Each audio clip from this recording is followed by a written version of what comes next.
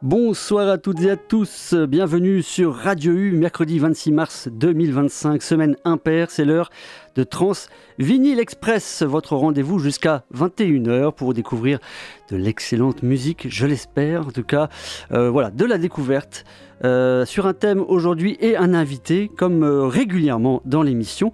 J'ai l'immense plaisir pour ce 204e numéro de recevoir un immense passionné de musique, Alex Croc-Mac, qui possède de multiples casquettes, puisqu'il est patron de label, platiniste lors de soirées ou sur, tenez-vous bien, une Radio Campus, et oui, Radio Campus Paris, blogueur, je recommande d'aller lire Maymac Music, et on va en parler tout ça avec lui. Salut Alex.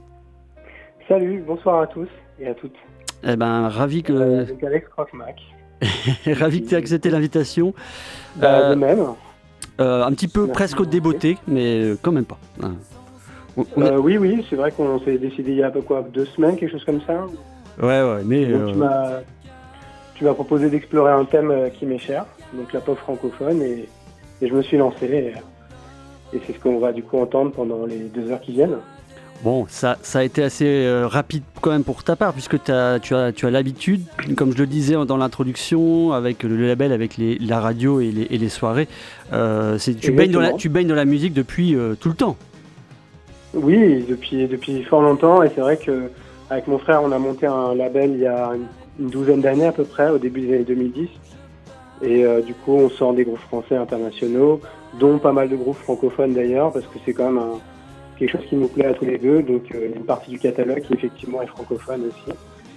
Et d'ailleurs, je t'ai fait des suggestions de groupes de chez nous, je crois que tu en as pris une, il me semble qu'il y en aura un morceau de chez nous, il me semble, je sais plus lequel, mais... Et sinon, oui, je fais des depuis une dizaine d'années à peu près, et il se trouve notamment que parmi les soirées, il y a une thématique française que je fais avec ma copine, donc voilà, donc c'est assez à propos aussi. Voilà, on parle de ce qu'on connaît évidemment, mais je sais que tu es multifacette musicalement, avec une accointance quand même pour les années 60, 70. Tout à fait, c'est vraiment mon cœur de ce que je préfère. C'est les années 60 même au départ. Maintenant j'ai un peu changé mon fusil d'épaule au sens où j'ai pas mal élargi mes goûts et j'ai un peu retravaillé mon avis sur les années 70. Mais au tout départ, c'est vrai que ce qui m'a beaucoup intéressé dans la musique il y a une vingtaine d'années, c'est l'indie de l'époque, donc Franck Ferdinand et compagnie. Et d'autre part, les Nuggets. Donc j'ai vraiment baigné là-dedans et j'ai bouffé beaucoup ça à un moment donné. Et ça a eu un impact assez important sur mes goûts. Enfin, un impact. Ouais, Et du coup, je reste très attaché quand même au garage, au psyché, aux choses comme ça. Évidemment, on va pas renier tout ça. J'allais dire c'est presque un passage obligé, ouais, effectivement. Les compiles de Nuggets, c'est pareil. Ça l'est moins maintenant, je dirais. Je pense que ça l'est moins pour les gens qui arrivent, qui ont une vingtaine d'années maintenant. Je pense que, ou 18 ans maintenant, je ne crois pas que les Nuggets aient ce même rôle qu'elles avaient il y a 20 ans. Mais c'est vrai qu'il y a une vingtaine d'années, je pense que tout le monde a un peu une phase Nuggets, un petit peu, parce que je pense que ça fait vraiment voir la musique d'une manière différente. Donc, d'un coup, on se dit, tiens, mais en fait, il y a un monde des possibles qu'on connaît pas. Et tout de suite, ça ouvre l'esprit et ça amène vers autre chose, je pense. Mais je suis assez d'accord. Bah oui, il y a forcément un décalage temporel maintenant avec les générations actuelles, mais c'est un message que je voudrais transmettre. Effectivement, c'est puiser, fouiller dans les musiques du passé parce qu'on apprend plein de choses. C'est clair. Mais je pense qu'aujourd'hui, le barycentre un peu de ce que les gens vont découvrir, ce serait plutôt les années 80-90. Je pense que c'est là où les gens jeunes vont diguer plutôt que dans les années 60, comme il y a 20 ans. Ce qui est logique, hein, je pense qu'on a progressé dans le temps, donc ce qui nous intéresse, c'est peut-être ce qui était un peu immédiatement avant nous, ou pas à une distance assez raisonnable de nous, on va dire. Donc je pense que ça joue. Mais en soi, c'est vrai que je trouve que la musique, elle est passionnante. À partir pour moi, c'est à partir des années 50, 60 et jusqu'à maintenant. Donc je pense qu'il y a énormément à piocher un peu partout. La musique puise de toute façon dans le passé. Hein, donc forcément, elle s'alimente avec. Voilà. Donc oui, il y a des ponts à faire assez facilement. Complètement. Et c'est ce que je cherche à faire d'ailleurs à travers l'écriture. Comme tu le disais, j'ai aussi un site et je contribue également à un site. Donc le site que j'ai, il s'appelle croquemac.fr. Et le site auquel je contribue, c'est Section 26. Et dans les deux cas, en fait, je fais à la fois des choses contemporaines, récentes qui vont sortir, et des oldies, entre guillemets, donc des choses plus anciennes, des années 60, 70, 80, 90, 2000 même, des fois. Et je me dis, l'intérêt, c'est qu'il y aura peut-être toujours quelqu'un qui va tomber dessus, et peut-être que quelqu'un va découvrir son nouveau groupe préféré, ou un groupe qui va adorer, qui va l'accompagner. Donc je pense que la musique, elle est éternelle et universelle, donc c'est un peu sa beauté et ce qui la rend aussi intéressante. On est bien d'accord. Alors, on a plein de choses à découvrir ce soir. On a débuté par Adrien Legrand, le morceau Notre Amitié, si tu veux revenir un petit peu sur lui. Alors, je peux rapidement en dire un mot. Donc, il a sorti un album, mais alors son album, j'ai même pas pu l'écouter parce qu'il est sorti que en CD et la sortie a été assez confidentielle. Ce morceau-là était sorti sur un label qui s'appelle Objet Disque, qui fait des visuels notamment pour La Souterraine. Et donc, il était sorti en 45 tours et c'est vraiment un très très beau morceau que j'aime beaucoup, que je trouve vraiment très élégant. Ça doit être peut-être un des morceaux les plus anciens de ce que tu as sélectionné parce qu'il doit avoir déjà il date d'avant le Covid, donc il doit déjà avoir 6-7 ans au moins. Et vraiment très très joli, je trouve ça très bien produit. Et la compo est superbe. Je te rejoins tout à fait. On va partir sur une triptyque d'artistes. Après, ça sera des doublons. Pour suivre, ça sera Vincent Bestaven, le terrain militaire. On aura après un gros morceau avec Julien Gasque, Forever Parvo et Chassol sur un morceau. Et Jean Felzin. Alors, Vincent Bestaven, le titre terrain militaire.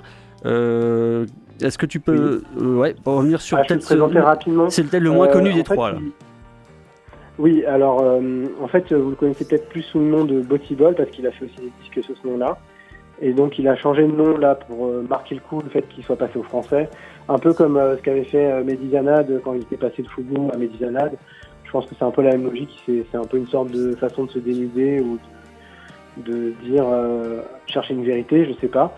En tout cas, son album est vraiment magnifique. C'est très très bien produit, très élégant. C'est dans la mouvance d'autres disques francophones actuels. Donc je pense que c'est assez similaire, dans l'esprit, à Léo Blomov que tu vas peut-être passer plus tard, il me semble. Et par exemple au Suisse Cassini, je trouve que ça ressemble aussi un peu. Donc on est un peu dans cette pop chanson française inspirée années 70 de trentenaires, fin trentaine, de gens qui ont déjà un peu un bagou musical et un parcours, et qui en même temps arrivent avec quelque chose d'assez frais et qui repart sur autre chose, on va dire. Je pense que ça décrit assez bien, et c'est sorti sur un petit label bordelais qui s'appelle Les 10 du Paradis, qui a aussi TH d'Afrique, je sais pas comment tu le prononces, mais dans son catalogue. Écoute, je te laisse prononcer, comme ça je me prends pas de risque. Voilà, et Lemon Swell aussi, qui est un assez bon groupe anglophile, un peu mode, très 60s pour le coup, et franchement très très bon live, donc si vous avez l'occasion de les voir, je recommande. Voilà. Eh ben écoute, c'est vrai que on écoute peut-être. Ouais, on va écouter. Et puis pour les deux autres, on reviendra un petit peu rapidement sur eux. Mais comme je disais, il y a des noms bien connus dans le lot. Donc Vincent Bestaven, terrain militaire, Julien Gasque, Pavot et Chassol, c'est Léger. Et Jean Felzin, vous le connaissez aussi puisqu'il est le chanteur d'un autre groupe, Mustang. Ça sera Chord Memory. Vous restez bien branchés jusqu'à 21h. C'est Transvini Express spécial groupe francophone avec Alex Croquemac.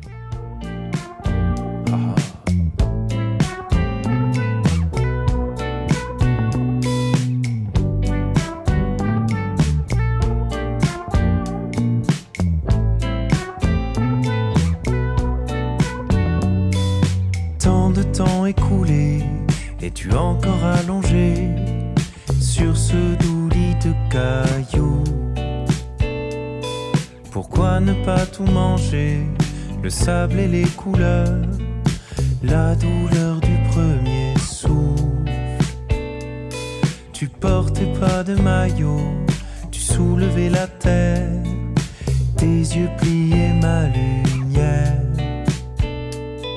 On est parti faire l'amour, créer un autre univers sur un terrain militaire. Et là, il n'y a plus personne pour me voir être seul et faire ces choses bêtes. Y a juste ce film de moi que je tourne là en ce moment dans ma tête.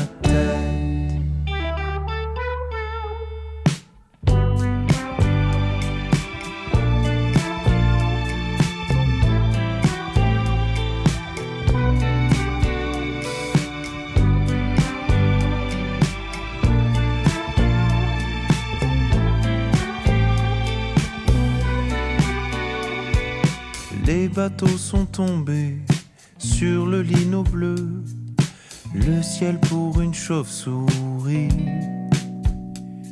Tu as trop vécu de nuit et moi vécu tout ce temps. Dessine mes cernes géantes. Tu portais pas de maillot, tu soulevais la terre, tes yeux pliaient la lumière. On est parti faire l'amour, créer un autre univers sur un terrain militaire. Et là, il n'y a plus personne pour me voir être seul et faire ces choses bêtes.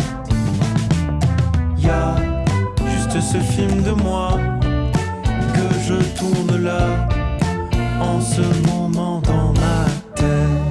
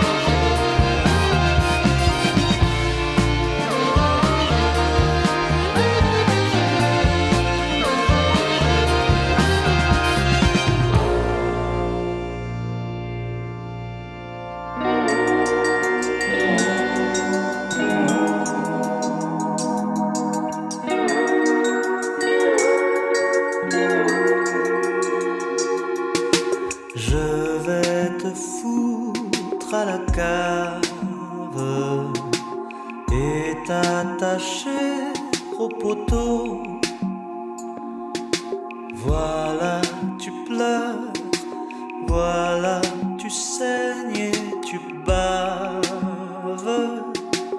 Ainsi meurent les héros. Toi et moi à une époque, on amusait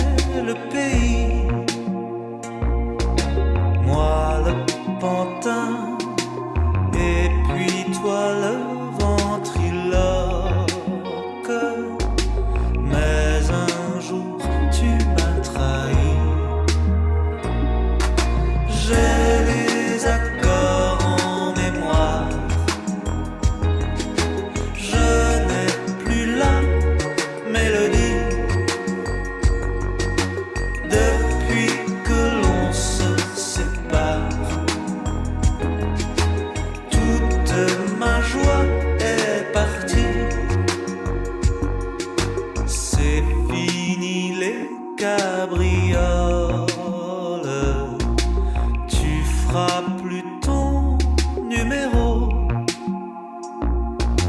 Je t'ai cousu une jolie camisole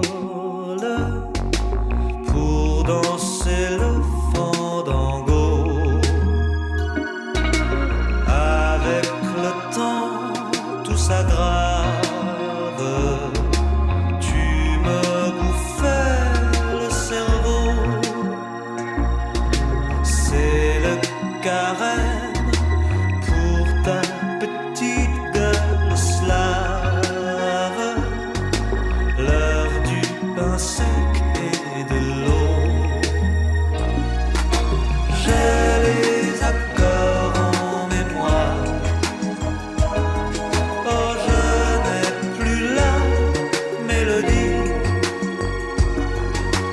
Depuis que l'on se sépare,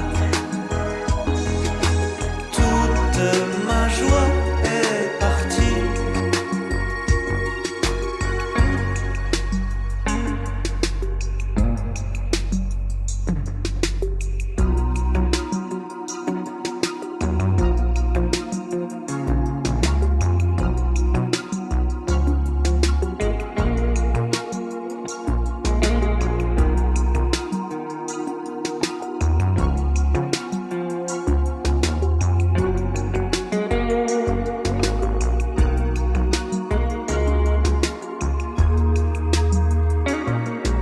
J'ai les accords en mémoire. Oh, je n'ai plus la mélodie. Depuis que l'on se sépare, toute ma joie est partie.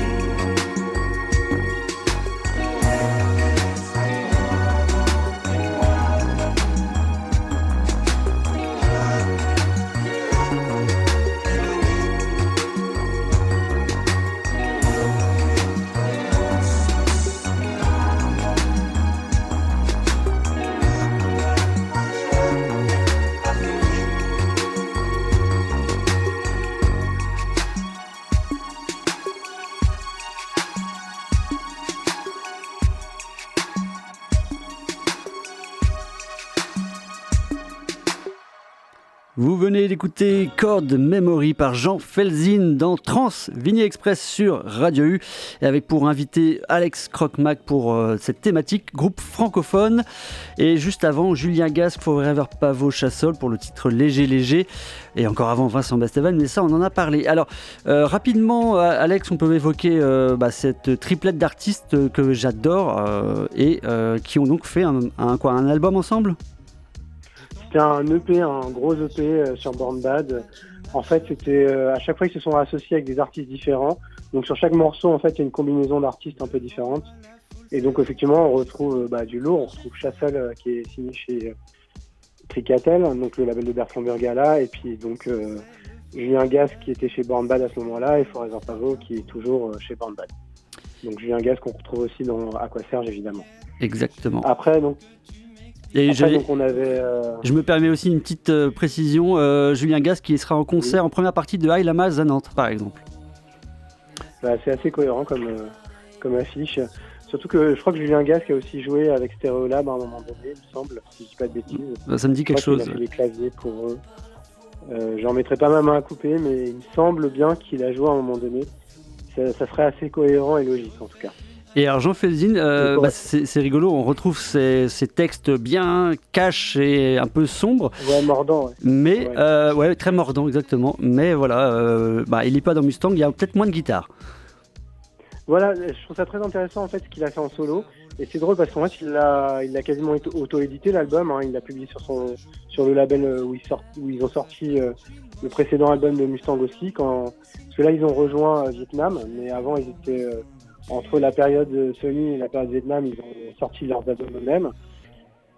Et du coup, en fait, je trouve ça intéressant parce qu'on retrouve des éléments qu'on retrouve dans Mustang, notamment effectivement sa manière d'écrire et ses textes. Mais d'un autre côté, je trouve ça très intéressant ce qu'il a fait musicalement parce que tout en gardant certains aspects, il a vraiment essayé de faire quelque chose qui était assez contemporain et qui est très original au final parce qu'on n'est pas dans un registre si attendu que ça pour lui et d'une manière générale pour de la pop française. Donc je trouve que c'est vraiment un joli disque qui est passé un peu trop inaperçu à mon avis. Écoute, moi j'ai adoré ce morceau, j'ai pas encore creusé son album justement. Le disque est très bien, c'est assez particulier, il y a même une reprise d'Aristide Bruand, donc c'est un peu c'est délire, mais c'est vraiment un chouette disque. Je te le recommande et je le recommande évidemment à tous les auditeurs. C'est dans ma shortlist, ouais. Alors la suite, on aura donc une doublette d'artistes. Tout d'abord Moodoïd, le titre c'est Je suis la montagne. Moodoïd, on connaît un petit peu quand même depuis quelques temps, il vient pas de nulle part. Non, Moodoïd, effectivement on le connaît bien, il joue avec beaucoup de groupes. D'ailleurs on est quand même dans une bande un peu élargie avec Aquaserge, Tame Impala aussi, puisque du coup le batteur d'Aquaserge a rejoint Tame Impala et Je suis la montagne est produit par Kevin Parker, donc il y a une espèce de bande élargie on va dire dont fait partie Moodoïd. Moodoïd a eu un certain succès il y a quelques années, notamment donc avec ce premier EP que je trouve assez fantastique et ce morceau en particulier qui est assez extraordinaire, on dirait un peu à mi-chemin entre justement Tame Impala mais avec une touche un peu Jodorowsky ou quelque chose dans le genre. En tout cas, il est assez fou, je trouve. Écoute, on va laisser les auditeurs le découvrir et on lui a adjoint un titre de Corridor, donc ce groupe de Montréal que j'aime beaucoup aussi. Tu as choisi l'histoire populaire de Jonathan Cadeau de l'album Super Marcado, il me semble. Oui, tout à fait. Et depuis, ils ont sorti un excellent album l'année dernière, Mimi, que j'avais évoqué dans mon best-of 2024. Et Jonathan Persson, le chanteur de Corridor, a sorti un album. Mais on en parlera peut-être après les deux morceaux. Donc Moodoïd. Oui, on en dit un mot après. Ouais, Moodoïd et Corridor sur Radio U.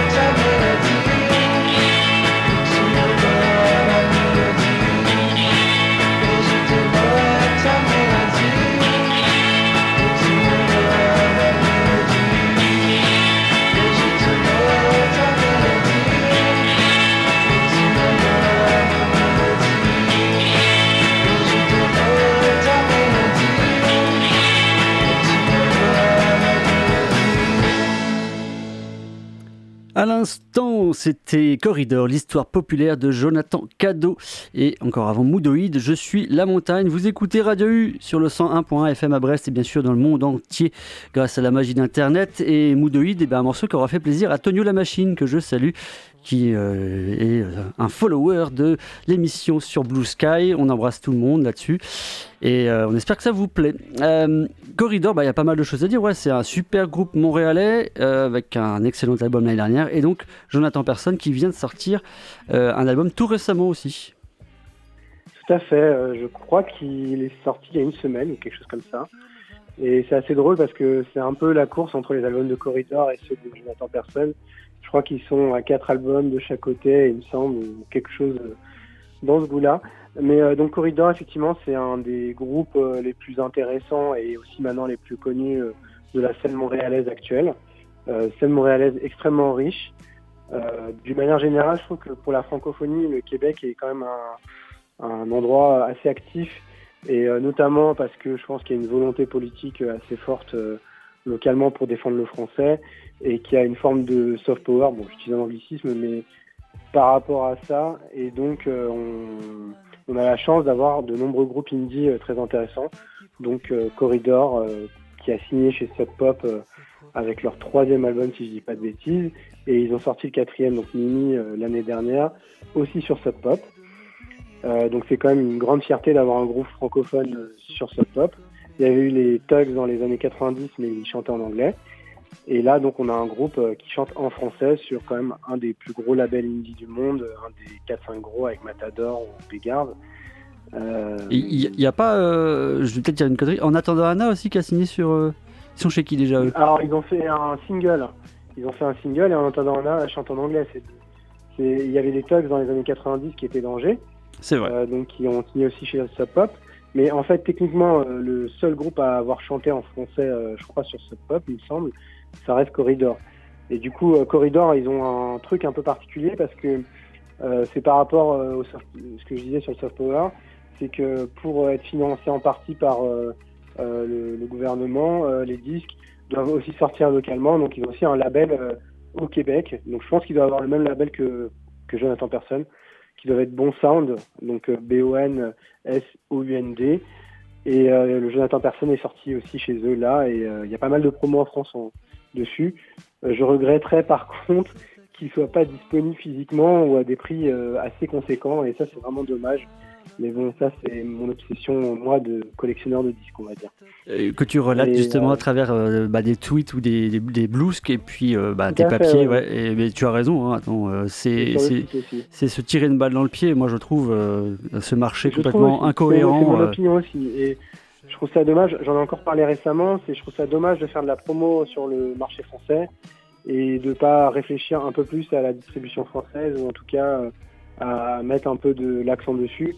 Parce que tu vois, par exemple, le Jonathan Persson, je me suis renseigné chez mon disquaire, le disque il sortirait à 30 € à peu près, ce qui est quand même dans la fourchette haute des prix, pour moi, ce que j'achète en tout cas. On sait que les disques ont augmenté, j'en ai conscience. Après, il y a quand même des labels, même américains, qui arrivent à sortir des disques à 23 €, donc 30 €, c'est quand même un peu douloureux, je trouve. Et des petits labels, on n'a même pas dit le nom tout à l'heure, Requiem pour un Twister, qui aussi font des super tarots. Donc là, c'est important de le dire. On essaye. Après, c'est vrai que c'est devenu plus compliqué, hein, on va pas se mentir. Avec le Covid et tout ce qui s'est passé, il y a eu une belle inflation. Et je pense que, je parle en mon nom, mais je pense que on ne doit pas être les seuls concernés. On a tous, en tout cas moi j'ai ressenti, et je suis pas le seul, que les ventes étaient plus compliquées aussi. C'est-à-dire que quand même globalement le public indie est moins acheteur de disques qu'il ne l'était il y a 5 ou 10 ans, globalement. Le public indie... Après, ça s'est déplacé. Ouais, mais je sais pas, le public indie, il aime acheter des disques, il aime aller au concert. Alors si les concerts sont hors de prix et les disques hors de prix, le portefeuille n'est pas extensible, donc il fait des choix. Ouais, je pense que tu as raison. Je pense qu'il y a une grosse partie du public indie, c'est plus des gens qui vont au concert et qui écoutent sur Spotify. Moi, c'est vrai que j'ai un peu une stratégie différente, au sens où j'aime beaucoup les concerts et j'en fais, mais je suis plus quelqu'un qui vient du disque à la base. C'est-à-dire que moi, mon rapport à la musique passe beaucoup à travers le disque. Et parce que tu es platiniste aussi. Oui, je pense que ça joue. Tout à fait, tu as raison de le souligner. Et c'est vrai, je l'évoquais encore récemment sur un texte, je pense que le fait d'avoir écouté la musique électronique pendant longtemps, d'avoir acheté les maxi et tout, ça m'a mis une sensibilité sur le support physique et d'autre part sur les labels aussi, qui sont quand même... les labels, c'est vrai qu'on en discute d'ailleurs parfois sur Blue Sky ou Twitter, hein, le réseau dont il ne faut pas dire le nom, mais il y a des gens qui ont vraiment cette culture de label et je pense que c'est quelque chose qui s'est beaucoup perdu, je trouve. C'est quelque chose de très présent dans les années 80, 90. Donc les gens, j'aurais tous par Far ID, Factory, Sarah Records, tous ces noms-là, un peu cultes. Et maintenant, on a moins cette culture-là, alors qu'il y a quand même des labels qui ont toujours une stratégie très précise, tu vois, genre ne serait-ce que Slumberland qui a toujours une éditoriale assez précise. Et puis, il y a une dizaine d'années, Captured Tracks, c'était assez phénoménal. Ils ont toujours quand même des beaux groupes comme les Lemon Twigs. Mais voilà, moi je suis très sensible à ça en tout cas au label. Bah oui, mais bon, pour terminer et faire court, je pense que c'est aussi lié justement au support physique, parce qu'avec un CD et un vinyle, tu lis ce qu'il y a sur ton objet et tu vois le nom du label et tu vois le producteur et tu cherches et tu te renseignes, alors qu'en physique, en numérique, tu t'en fous et tu as juste un fichier son. Ouais, et c'est intéressant parce que tu vois justement, si tu prends le Corridor, si tu t'intéresses au producteur, je pense que il est membre de Chocolat, donc tu vas aller écouter Chocolat, qui est aussi un super groupe qui a sorti un album sur Bandball. Tu peux évidemment t'intéresser au label qui est derrière, donc Requiem pour un Twister, et qu'on avait co-sorti disque avec Michel. Et tu vois, donc rien qu'avec ça, tu as déjà des éléments. Si tu t'intéresses au dernier Corridor qui est chez Bon Sound, tu peux aller écouter Population 2, Jonathan Person, Jésus les filles, des trucs comme ça. Donc il y a quand même beaucoup d'ouverture possible à partir d'une information comme un label ou un producteur. Et il n'y a pas besoin d'un algorithme pour nous dire ça. On peut aller le chercher soi-même. Moi, je pense que c'est encore la meilleure manière de découvrir. Enfin, mais on est des vieux cons, Oui, mais après les algos n'ont pas que des mauvais côtés. Hein. Celui de YouTube, par exemple, je le trouve vraiment très bon personnellement. Mais je trouve que c'est intéressant d'avoir plein de stratégies différentes de découverte, parce que ça permet de tomber sur des choses sur lesquelles on ne serait pas forcément tombé. Donc si on a envie de découvrir des choses et qu'on a envie de temps en temps de forcer un peu le destin, je trouve ça intéressant de ne pas mettre tous ses œufs dans le même panier et d'avoir plusieurs options pour découvrir de la musique et plusieurs canaux. Que ce soit la radio, que ce soit la presse écrite, que ce soit le hasard de YouTube, que ce soit le hasard de Spotify, ou que ce soit un label ou un producteur. Et on est tout à fait d'accord. Alors justement, Requin Chagrin, le prochain groupe qu'on va écouter, comment tu l'as découvert ? Requin Chagrin, je pense que tout le monde l'a... Alors c'est assez rigolo parce que pour le coup, il y a un lien aussi avec mon label, puisque en fait Marion était batteuse des Guillotines, elle l'est toujours officiellement, le groupe est plus ou moins dans les limbes, mais en tout cas à la base c'est comme ça que j'ai rencontré Marion, et en fait Marion, ça a très très bien pris pour elle tout de suite, parce qu'elle a été placée sur une compilation La Souterraine, et je pense qu'elle a apporté quelque chose de très pop, alors que La Souterraine était quand même assez expérimentale globalement, avec un biais assez XP, tu vois. Donc je pense qu'elle, avec une pop beaucoup plus franche et très assumée, ça a beaucoup plu aux gens, ça a marqué un peu les gens, et donc la sauce a pris très vite autour de Requin Chagrin, et j'en suis très heureux pour elle, et elle fait une carrière vraiment excellente depuis. On va s'écouter Sémaphore, et juste après ça sera un excellent groupe qui a aussi bien fait du chemin, Melodies Echo Chamber avec Bisous Magique, et on revient juste après pour parler de tout ça. C'est passionnant avec Alex. Restez bien jusqu'à 21h sur Radio U.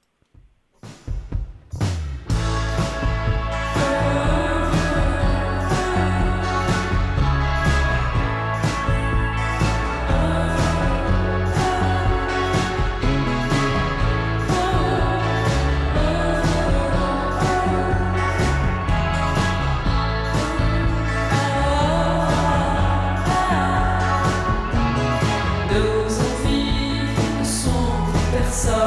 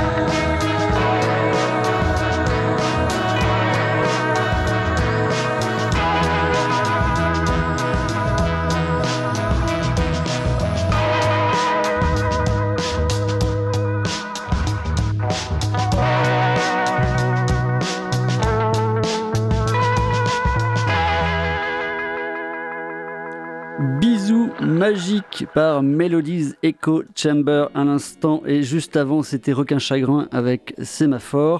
Mélodie Porchet qui a eu la bonne idée de s'acoquiner avec un certain groupe du nom de Tame Impala. Tout à fait, et depuis elle a fait beaucoup d'autres disques qui sont également très intéressants. En tout cas je trouve ça toujours intéressant les artistes qui essayent à la fois de faire du français et de l'anglais. Je pense que ça peut être une option aussi à envisager. On n'est pas obligé de faire full francophone.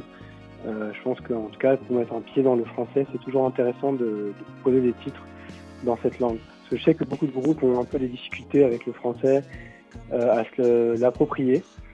Donc je trouve que ça peut être une solution que de se dire on fait un morceau de temps en temps pour essayer, pour voir si on est à l'aise. Et peut-être éventuellement un jour faire le switch complet français. À l'inverse, certains qui chantent en français et tentent des morceaux en anglais, il y a certaines fois l'accent il n'est pas terrible. Ça m'a justement fait cette impression sur Léo Blomhoff dont on va écouter un morceau.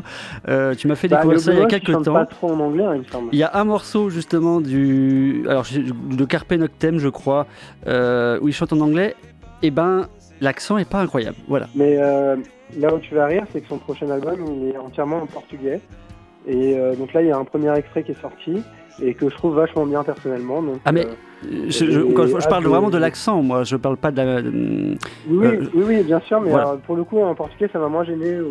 Peut-être parce que je connais moins, je maîtrise moins la langue et tout. Peut-être qu'il a un meilleur accent aussi. La scansion, enfin la manière de chanter, en tout cas, m'a pas choqué. Et je trouve ça vraiment très cool et très appréciable. Donc, et c'est drôle pour rebondir sur la discussion des labels. Là, c'est intéressant puisqu'on va passer Léo Blomhoff qui va signer chez Tricatel avec son prochain disque après avoir été en édition. Je pense qu'il était sur le label de ses potes, je sais plus comment il s'appelle, mais ses deux premiers étaient dessus. Et là, il était en édition chez Tricatel et il va rejoindre la maison mère, si je puis dire, pour le disque aussi. Donc Tricatel, on retrouvait Chassol qu'on avait mentionné plus tôt. Et alors Léo Blomhoff, déjà je reviens sur son nom, qui est une grosse référence à Oblomov, le roman de Ivan Goncharov que je recommande. Et je trouve que c'est c'est tellement à propos parce que dans sa musique et ses textes, on ressent cette une nonchalance. Le thème, un des thèmes de Oblomov, c'est la l'oisiveté, et il y a ce côté on se laisse porter par la vie chez Léo Blomhoff, et que j'aime beaucoup. Voilà, du coup je trouve que c'était très bien trouvé. Alors c'est intéressant, il y a aussi un autre projet un peu disco, new disco, avec un mec qui jouait dans Georges Kaplan Conspiracy. Et ils sont aidés par Yuxek, il me semble. C'est Yuxek qui fait un peu le mixage et tout. Donc c'est assez cool aussi, c'est assez intéressant. Je sais plus, j'ai un trou de mémoire pour le nom du projet à l'instant précis. Mais ils ont fait un EP, c'est très bien aussi. Donc, et c'est drôle parce que il me semble que tu as prévu Voilà après, c'est ça ? Exactement. Et voilà, du coup, pour le coup, on est vraiment dans la thématique disco, new disco. Et c'est un Lyonnais qui est signé sur un excellent label qui s'appelle Favorite. C'est des gens qui viennent de la house et qui font une musique qui est plus organique maintenant, qui ont trouvé une sorte d'équilibre, je dirais, entre leur passion initiale et leur passion actuelle. Et c'est pour ça que je trouve ça très intéressant. Ce que j'aime bien avec Voilà aussi, c'est qu'il fait appel à des chanteurs d'autres continents, donc d'Afrique notamment. Et je trouve que ça apporte vraiment un autre éclairage aussi à la francophonie, une autre manière d'aborder les mots et une autre façon aussi. Et je trouve ça très complémentaire et j'aime bien aussi cette richesse que peut offrir le français. Je te rejoins complètement. Voilà, qui s'écrit avec 3 A. Donc on s'écoute La Grande Chour par Léo Blomhoff, et voilà, le morceau c'est Tu nous fatigues. Toujours Transvinyl Express, l'épisode 204, spécial groupe francophone avec Alex Croquemac.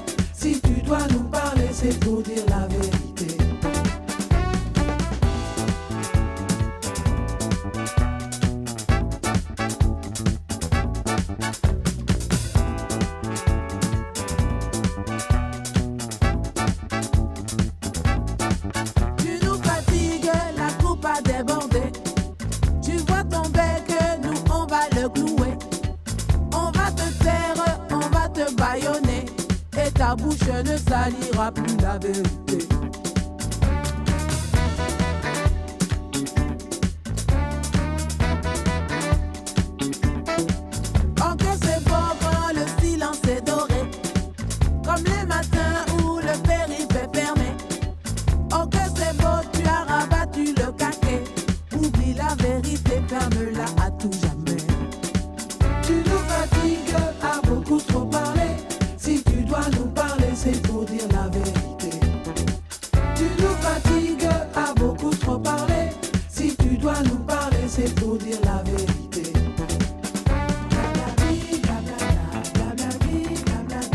On dit 1, tu dis 2.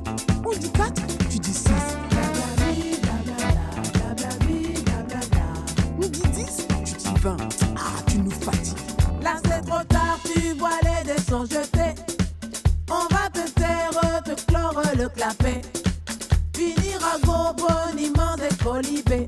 Oublie les faux secrets, n'a qu'à dire la vérité. Tu nous fatigues à beaucoup trop parler. Ça fait radotage et ragot. Tu racontes encore. Si tu dois nous parler, c'est pour dire la vérité. Et en plus tu mens. Aujourd'hui tu dis ça. Hier c'était autre chose. Toujours, toujours trop parler. Toujours, toujours à t'écouter. Toujours, toujours trop parler. Toujours, toujours à t'écouter. Toujours, toujours trop parler. Toujours, toujours à t'écouter. Laisse-moi tranquille. Laisse-moi respirer. Tu nous fatigues. Le groupe Voilà à l'instant dans Transvinyl Express avec le titre Tu nous fatigues et juste avant Léo Blomoff, La Grande Chour. Toujours en compagnie d'Alex pour évoquer cette riche scène francophone. Alors il n'y a pas que des Français évidemment, on a élargi à d'autres. Mais là on va repartir quand même sur du français avec un petit gars de Toulon, de ce que tu m'as dit, Lunapache. Exactement. Qui a sorti donc, effectivement... il s'appelle Anthony Herbin. Vas-y, je t'en prie. Il s'appelle Anthony Herbin et donc il a fait un album sous le nom de Lunapache en 2019 sur un label qui s'appelle Toulon. Donc on note le jeu de mots avec Toulon. Et donc c'est du rock psychédélique, un peu dans la veine de Brian Johnson Massacre, mais en français. Et franchement c'est un très chouette disque qui mérite d'être découvert. Ce serait cool qu'il lui donne une suite un jour. Je ne sais pas si c'est au programme. Et en tout cas voilà, j'avais vraiment beaucoup apprécié ce disque quand il était sorti il y a 6 ans. Et est-ce que tu veux qu'on dise un mot éventuellement sur Pleasure Principle qui sera après ? Ouais, je rajouterais que de ce que je vois sur Bandcamp, chez Lunapache, il y a un EP aussi, Nébuleuse. J'essaie de voir la date. Il me semble qu'il est sur l'album, mais j'ai un doute, là, ça fait longtemps. Donc, mais en tout cas, je sais que donc ils ont un label qui s'appelle Toulon. Et Anthony Herbin, je crois qu'il avait un autre groupe qui s'appelle Boreal Wood aussi. Et sinon, on peut dire un mot de Pleasure Principle que tu as prévu après aussi. Ouais, bien sûr. Et donc derrière, on trouve... alors j'ai un trou de mémoire pour son prénom. Mais en tout cas, il joue de la batterie dans Brian Magic Tears. Il jouait aussi de la batterie dans Skate Gang avant. Et donc il a fait 2 albums sur Bandal. Donc je crois qu'il s'appelle Ramon, mais je suis pas sûr. Hein. Là j'ai un doute. Mais en tout cas, j'aime beaucoup ces disques parce qu'on est vraiment dans une espèce de pop un peu bancal. Ça plaira pas à tout le monde parce que c'est assez inattendu et il y a des choix un peu clivants. Mais justement, je trouve que c'est vraiment la force du projet. Je trouve que il se lâche et c'est très personnel comme musique. Et en même temps, je trouve que des fois, il y a un petit référentiel qui me plaît bien. Donc je trouve que c'est vraiment des disques qui sont très attachants et très singuliers. Et finalement, c'est un peu ce que j'attends aussi quelque part de groupes francophones actuels ou même indépendants d'une manière générale, c'est de pouvoir proposer quelque chose un peu qui sorte de l'ordinaire. Et je crois que tu as choisi c'est Frappe le Cuir qui passait ça. C'est ça. Qu'on a choisi. Ouais. Et Frappe le Cuir, elle a un petit côté un peu baggy, un peu Stone Roses, Happy Mondays que j'aime bien parce que c'est un peu digéré, c'est une certaine manière où ça sonne pas comme eux, mais en même temps il y a cette espèce de truc un peu de petite frappe qui est assez cool, je trouve. Et alors, est-ce que tu es d'accord? Parce que j'ai cherché vite fait là sur Internet. Oui, c'est pas très bien préparé. Sur Born Bad, ils disent que ça serait un groupe qui se localiserait finalement au centre d'un triangle formé par Francis Bébé, Aden 2X et Ludwig von 88. Ok, alors Ludwig von 88, je vois complètement le truc. Francis Bébé aussi, je crois que je le vois. Après, j'aurais quand même bien mis, moi, je te dis, une référence 90 anglaise dans le lot. Comme je te dis, la Happy Monday, ça me paraît vraiment pas bête comme point de repère, parce qu'il y a vraiment ce truc de petite frappe, je sais pas comment dire, un peu pas loupard, mais je sais pas comment dire, tu vois, un peu Et je trouve que c'est ce qui rend le disque très cool, Branleur? ce qui me plaît beaucoup. Non, t'es pas d'accord avec ce terme, peut-être. Ouais, c'est Paul. Alors c'est Ramon effectivement, mais c'est Paul. Paul Ramon, il s'appelle. Voilà, donc j'étais pas loin. Du coup, je compléterais qu'en plus de Skate Gang et Brian Magic Tears, il était dans la secte du futur aussi. Et il était dans des groupes marseillais avant qui s'appellent The Doliprane. Et il jouait aussi pour Marietta, par exemple. Donc c'est vraiment quelqu'un régulier dans les groupes de Born Bad. Exactement, c'est des super groupes tout ça. L'Unapache, on écoute le titre Onironaut de l'album du même nom, Onironaut, sorti donc en 2019 comme tu le disais, et donc frappe le cuir par le groupe Pleasure Principle.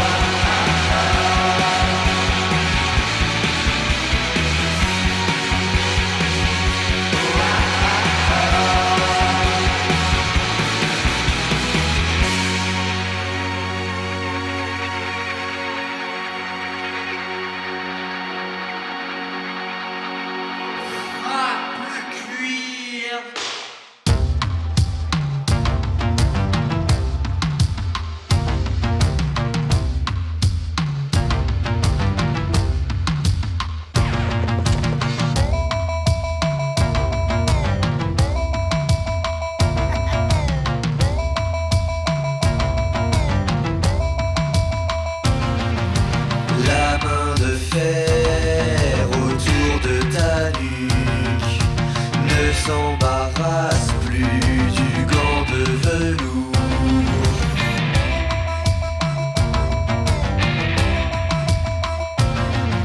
Celui qui veut préparer l'hiver fait brûler des lyres pour réchauffer les cœurs.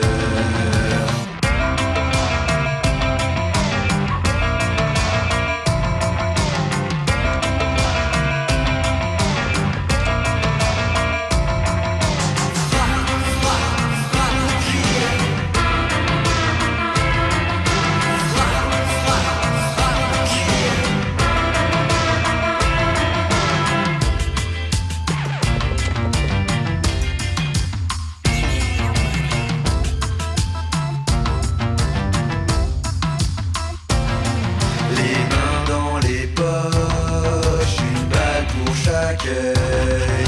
Si oui se passait par vélo, le cuir. Seuls les aveugles et les plus téméraires ne craignent pas les rayons du soleil vert.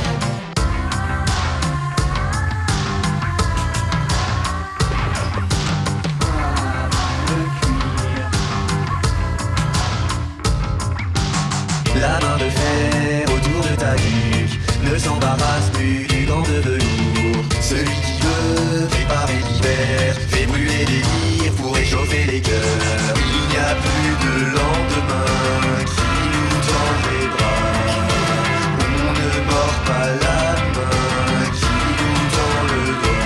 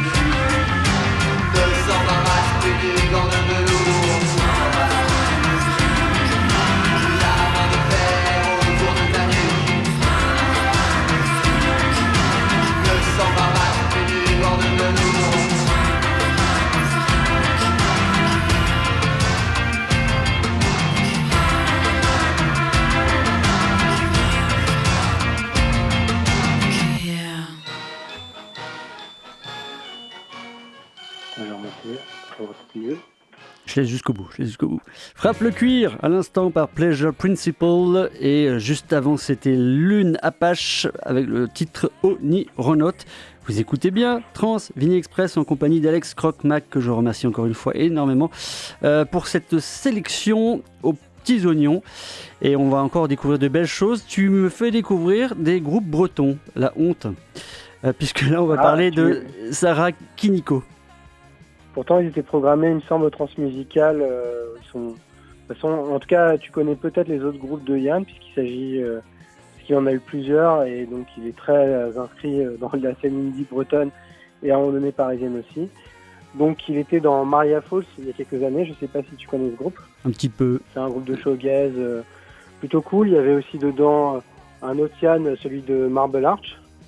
Que j'aime beaucoup, si ouais. Tu vois Marble Arch. Si, que j'ai vu en concert. Et en tout cas, notre Yann à nous, donc en plus de faire Maria Falls, il a fait un groupe qui s'appelle Future aussi, qui est un shoegaze, mais un peu plus, qui tend presque vers le BM, c'est-à-dire un peu plus sombre. Et qui est sorti chez Requiem. Future, il n'est pas sorti chez Requiem? Ouais. Oui, on a sorti un album avec eux, le premier, et il y a un autre groupe qu'on a sorti de Yann qui s'appelle Venera 4 aussi, qui a fait un album. Et du coup, là, c'est son projet solo, Sarah Kiniko. Et donc, on reste dans cet esprit un peu shoegaze, mais quand même avec aussi des touches presque à la New Order. Et je trouve les morceaux en français assez intéressants, notamment celui que j'ai choisi. Parce que pour le coup, je trouve qu'il y a vraiment un lien avec le morceau de Pleasure Principle. Parce qu'on a aussi cette touche baggy, un peu explorée différemment. Mais je trouve ça intéressant d'avoir les deux. Et justement, On est aussi pas très loin de Brian Magic Tears en fait, donc en moins rock peut-être, plus indie et moins ce côté un peu in, mais je trouve ça vraiment très bien. J'étais très très agréablement surpris par l'album Dehors, qui est vraiment super, très très cohérent et très réussi. La production est excellente, donc je le recommande vraiment si vous aimez l'indie qui tend vers le shoegaze avec un peu des programmations mais quand même beaucoup de guitare, avec des mélodies qui renvoient à New Order, à The Wake, à Sarah Records, et puis évidemment tout le son un peu baggy, années 90. Donc je pense que c'est assez intéressant. Et je sais que tu as mis La Houle avec, il me semble. Ouais, je fais une petite parenthèse. Oui, je te rejoins, l'album est vraiment super. Et je salue Indie or Die aussi, François Salvador, puisqu'on a échangé un petit peu par rapport à ce projet-là. Donc allez-y, foncez, écoutez, c'est vraiment très bien. Donc l'album Dehors, Sarah Kiniko. Et donc oui, La Houle... Je prépare un nouvel EP entièrement français. Okay. On vient de sortir un extrait qui s'appelle le Grand Œil ou quelque chose comme ça. Donc si jamais vous êtes curieux, ça s'écoute sur Bandcamp et compagnie. Les bonnes crèmeries. Et on peut ouais, exactement. Et on peut parler vite fait aussi de La Houle, si ça te dit. Vas-y. Tu as me placer après. Je pense que j'ai sélectionné la chanson The Seer, donc qui malgré le titre est bien en français. Enfin, c'est en français et en anglais. Et donc la partie en anglais est chantée par la chanteuse qui s'appelle Clémentine Blue, je crois. Et après, à la base, La Houle, c'était un duo qui était formé par Simon et Geoffroy. Et je crois que Geoffroy est parti, Geoffrey, pardon, j'écorche son prénom. Et c'est que Simon qui s'en occupe, Simon Soquel. Et donc c'est un groupe pareil qui est presque de la région aussi, ils étaient basés à Angers à l'époque. Maintenant, je ne sais pas s'il est toujours à Angers, Simon, s'il est retourné, parce qu'il est du Nord à la base. Mais en tout cas, ils étaient, au moment où est sorti ce disque, ils étaient basés à Angers, donc pas très très loin de la Bretagne.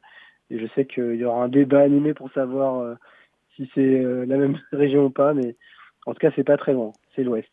Exactement. Non, pas de débat ici. Et écoute, The Seer, effectivement, il y a un peu d'anglais et un peu de français dans la chanson. Sarah Kiniko.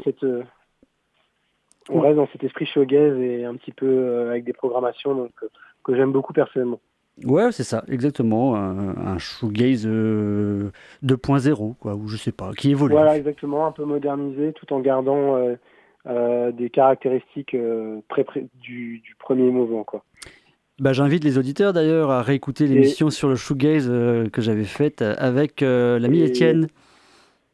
Et juste une mini parenthèse sur le shoegaze, je tiens quand même à signaler qu'une manière générale, on a vraiment une magnifique scène en France shoegaze depuis une quinzaine d'années.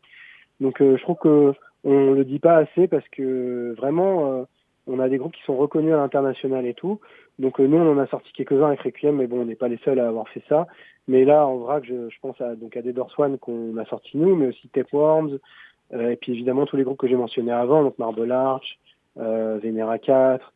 Et je trouve qu'il y a vraiment beaucoup de disques et une richesse assez importante et c'est dommage de pas la mettre plus en avant, mais bon, je sais que tu fais le travail et on est aussi, donc, mais bon, ça serait bien que plus de médias le fassent, je pense. Eh ben oui, on est bien d'accord là-dessus. L'avenir, la fin, ça c'est le titre de Sarah Kiniko, et La Houle, c'est The Seer.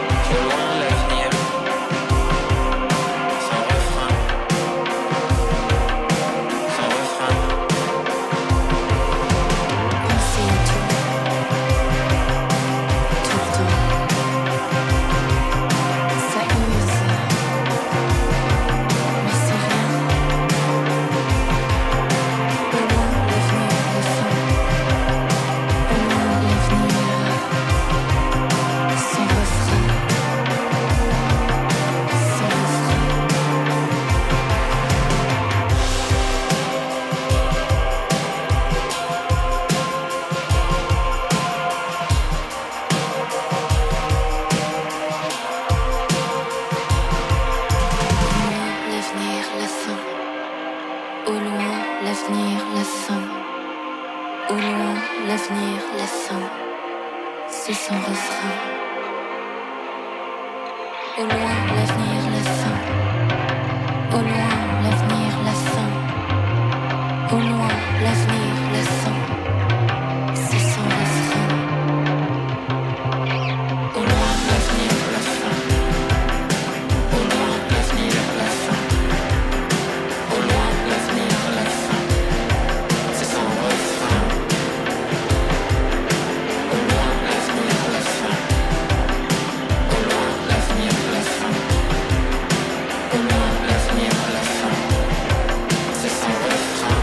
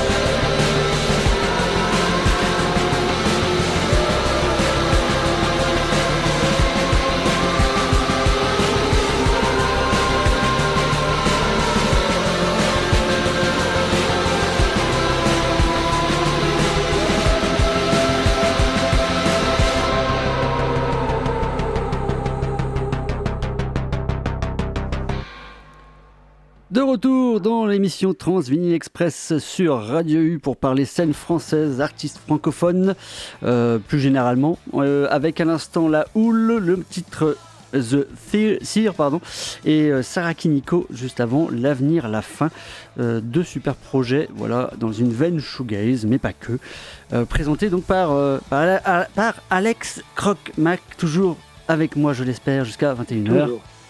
La suite... Jusqu'à 21h. Ouais, c'est ça, quasiment. On est bien dans les temps.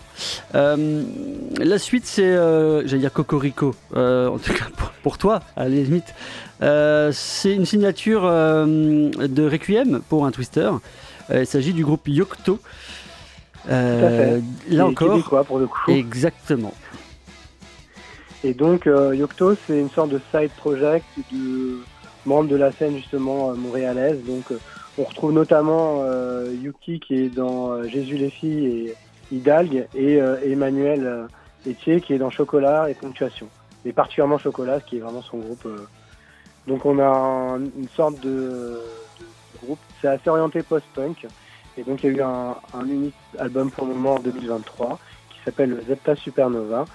Et je pense que j'ai choisi le morceau Station 0110, 01011, voilà, que j'aime vraiment beaucoup, qui a enfin, je trouve qu'il est vraiment intéressant. Je trouve que dans le domaine post-punk, je trouve qu'il apporte quelque chose. Et puis tout le disque est très solide et très bien produit. Donc je trouve que c'est vraiment un disque à découvrir. Et je crois que tu l'as mis avec Tôle Froide. Exactement. Ça fait une sélection un petit peu post-punk, si on peut dire. Ouais, c'est ça, j'ai Et essayé. Tôle Froide, donc c'est un groupe qui n'existe plus, mais qui a fait 2 disques il y a moins d'une dizaine d'années. Et donc c'est un trio dans lequel on retrouve, donc elles sont 3, elles s'appellent Morgane, Pauline et la dernière, j'ai retrouvé son nom, Leslie, si je dis pas de bêtises. Et Pauline, vous la connaissez peut-être mieux parce qu'elle a également un projet qui s'appelle Cassidy, qui est signé chez Vietnam. Donc là, on retrouve aussi Mustang que j'évoquais tout à l'heure. Et Tôle Froide, par contre, c'était un projet plus underground, donc sorti par beaucoup de labels. Et notamment le label lyonnais AB, qui est un peu le laboratoire de Tôle Froide et d'un certain nombre de groupes comme Satellite Jockey. Et Tôle Froide, c'est assez intéressant parce que c'est en français. Ça ressemble un petit peu aussi à comment ça s'appelle déjà ce groupe, bon, j'ai plus le nom en tête, mais un autre groupe de la même région, Tolar, voilà, tout bêtement, si je dis pas de bêtises. Et donc on est sur un post-punk mais sans guitare, donc on a une basse, une batterie et un clavier.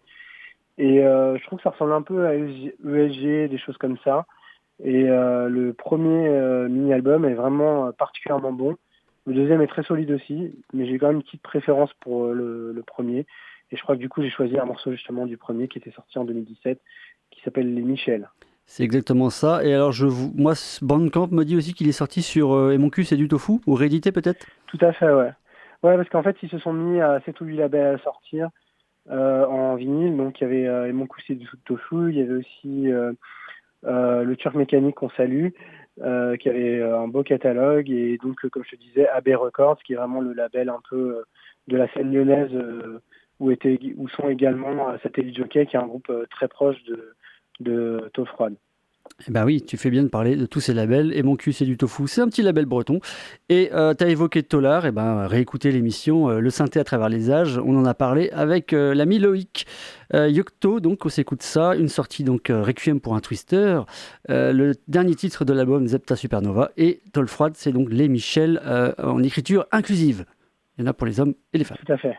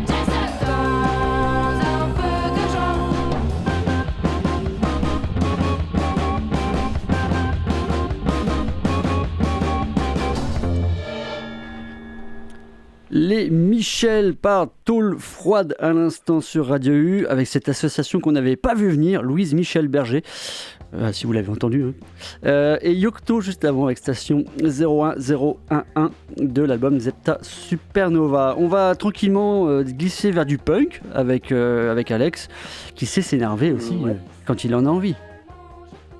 Oui, tout à fait. J'ai aussi choisi quelques morceaux punk. Il me semble que le premier qu'on va passer c'est Traître. Si exactement, vers un nouveau seuil. Deuil, pardon. Vers un nouveau deuil, ouais. Plus sombre. Donc c'est un groupe oi, punk, hardcore de Lille. Je sais pas s'ils sont encore actifs parce qu'il n'y a pas eu de sortie depuis 2019, donc justement depuis ce single qui était sorti en 2019. Donc on est dans un groupe qui est très politisé, donc c'est assez amusant que tu le mettes après Tôle Froide parce que Tôle Froide est aussi un projet qui est très politisé. Donc on est quand même dans... Parce que tous les groupes underground ne le sont pas nécessairement. Là on est quand même dans deux projets qui sont très marqués politiquement à gauche. Et c'est intéressant parce que du coup sur Traître on est vraiment dans cette logique-là qui porte jusqu'au bout. Ils ont auto-édité leurs 45 tours, ils essaient de vendre pas cher. Donc il y a vraiment toute une démarche qui va avec. Et musicalement le morceau je le trouve vraiment excellent. Je trouve qu'il a quelque chose de très prenant et intéressant. On n'est pas si loin que ça du post-punk aussi, de Kras, des choses comme ça je dirais. Donc voilà, moi j'aime beaucoup ce morceau alors qu'a priori c'est pas forcément ce que j'écoute principalement dans la vie de tous les jours. Mais je sais pas, quand j'ai entendu ce morceau il y a vraiment quelque chose qui m'a marqué dedans et donc je trouvais que c'était intéressant aussi d'évoquer cette facette-là de la musique francophone. Et après on aura Condor qui est un projet peut-être plus classique, punk orienté un peu 80. Et derrière Condor, en fait, on retrouve une figure de la scène française qui s'appelle Maxime Smadja, qui s'occupe du studio Château Vergogne. Alors comme ça vous dira rien, mais en fait, il a enregistré plein de groupes très très cool, dont Rendez-vous, À 3 sur la plage, Alvilda aussi. Donc il y a beaucoup de projets français qui passent dans son studio. C'est quand même un des 2 ou 3 studios qu'on retrouve souvent chez les groupes indés, donc je pense qu'il y a celui-là, il y a celui de Biche aussi à Paris, en région parisienne, ou le studio qui est vers Angers, Black Box. Donc je pense qu'on est un peu dans des 3 noms qui reviennent assez souvent dans les projets français. Et donc ce qui est très intéressant avec Condor, c'est qu'il a vraiment un son très lo-fi, et c'est volontaire, et surtout je pense qu'il a plus joué aux États-Unis avec ce projet qu'en France, ce qui est quand même assez hallucinant. Et Maxime, donc on le retrouve aussi dans plein de groupes, donc notamment Rix, qui était pas mal populaire ces derniers temps et qui musicalement est aussi un peu dans ce côté oi et très street, je sais pas comment dire, mais voilà. Je pense que on est pas mal. Enfin, t'as peut-être des choses à ajouter? Sur ces groupes-là, non, puisque je ne connais pas assez. Ça me faisait penser à une petite salutation à nos Brestois adorés de Syndrome 81. Parce que tu parlais de tourner, aux États-Unis, ils en ont fait aussi pas mal, et c'est ça qui est chouette. Ouais. Alors, je crois que tu as raison de le souligner en plus, parce qu'il me semble que un des membres de Traître est aussi dans Syndrome 81, où l'a été, donc ça peut expliquer des choses. Ah voilà, mais en tout cas, cette scène do it yourself, c'est très punk, et donc il y a rien d'étonnant à tout ça, mais ouais, c'est aller soutenir ces groupes-là, parce qu'effectivement, il y a un gros travail maison, vraiment artisanal, mais c'est chouette aussi. On s'écoute ça, et on aura peut-être le temps pour un dernier morceau, donc Traître vers un nouveau deuil, et Condor, la mer à boire.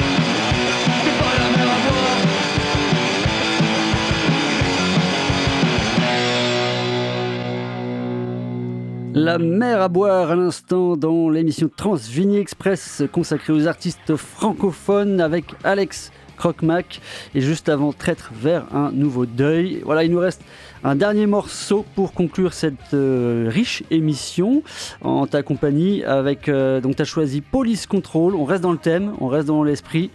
Bah ouais, c'est plus léger quand même, c'est un peu plus léger que les deux autres groupes. Le nom est un peu sévère, mais le groupe est plus power pop, donc on est quand même dans quelque chose un peu plus mignon, si je peux dire, je sais pas, mais en tout cas, j'aime beaucoup ce groupe. C'est un duo et ils ont sorti que 2 EP. Un EP donc sur mon label Croc Macadam et l'autre EP donc qui est extrait, le morceau qu'on va entendre qui s'appelle Raté, qui était sorti sur 2 labels, donc Gone with the Wind, un label parisien, et Juvenile Delinquents qui est un label, il me semble, d'Angers, enfin en tout cas de l'Ouest, et qui a d'excellents groupes comme Asphalt, qui est un groupe toulousain par contre, il me semble, si je dis pas de bêtises. Alors le EP s'appelle Sentimental et tiens, enregistré par Maxime Smadja au château Vergogne. Oui justement, c'est ça qui m'a fait penser, et je vais vérifier quand même pour Juvenile, mais je crois qu'ils sont bien ils sont de Nantes, pardon, ils sont pas d'Angers. Et donc ils ont notamment dans leur catalogue, comme je te disais, Asphalt, qui est un groupe assez intéressant, un peu aussi punk, power pop, souvent en français, et qui eux sont de Toulouse il me semble. Et ben on a fait un joli tour de France et du Canada un petit peu. On est resté à Montréal. Et de la belle province. Ouais, exactement. Non, c'est vrai. Hein. Et non, le Québec c'est intéressant parce que comme je dis plus en amont, là-bas il y a vraiment une stratégie, on va dire politique aussi pour défendre un peu le français, étant donné qu'ils sont un îlot dans un monde anglophone. Nous on n'a pas trop forcément cette conscience, étant en France dans un pays qui est français, francophone, et n'étant pas aussi sujet à l'anglais que eux, donc il y a moins cette stratégie-là de vouloir défendre absolument notre langue, mais je pense que c'est important aussi de montrer que c'est possible de faire du rock et de diverses expressions, que ce soit de la pop en français, et c'est ce que j'ai essayé en tout cas de proposer à travers la sélection de morceaux qu'on a choisi ensemble. Je sais pas ce que tu en as pensé. Bah moi j'ai beaucoup aimé, il y avait évidemment des groupes que je connaissais un petit peu et d'autres, comme je l'ai dit en début d'émission sur le Jean Félzine, je vais approfondir. Et oui, le Canada, je te rejoins complètement et je salue par exemple DJ Tofu sur Radio Campus Orléans qui régulièrement va chercher des groupes canadiens ou alors Fabrice Fab, PJ qui aussi me suggère souvent des groupes et je constate que c'est du Canada.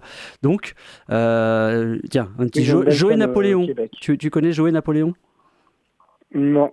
Eh ben, écoute, c'est une de mes découvertes récentes via Fab que j'ai beaucoup aimé, donc je t'enverrai le lien. Et puis nous on se quitte sur Raté de Police Control et on se donne rendez-vous dans 15 jours. J'ai plus ou moins le thème, mais c'est pas encore. L'agenda est un peu compliqué en ce moment, personnel, donc, mais normalement ça devrait être. Il y aura une émission, elle sera enregistrée. Encore merci pour l'invitation. Et pour le sujet. Donc, j'étais ravi d'être avec vous et avec toi. Et j'espère que les auditeurs ont apprécié ces 2 heures. Nul doute. Et tu reviens quand tu veux, quand je trouve du temps aussi. Allez, ciao, on se quitte avec Police Control. On va avoir un autre thème, si tu veux, pour trouver d'autres moyens de surprendre les auditeurs et de leur proposer des choses qui, espérons, leur plaisent et leur fassent élargir l'horizon. Voilà. Exactement, oui, on est là pour ça, chacun dans notre petit rôle. Allez, ciao et à très vite sur les réseaux. Merci beaucoup encore pour l'invite. Je suis peut-être un raté. Je suis peut-être un raté. Sans cesse et sans arrêt, tu m'agaces.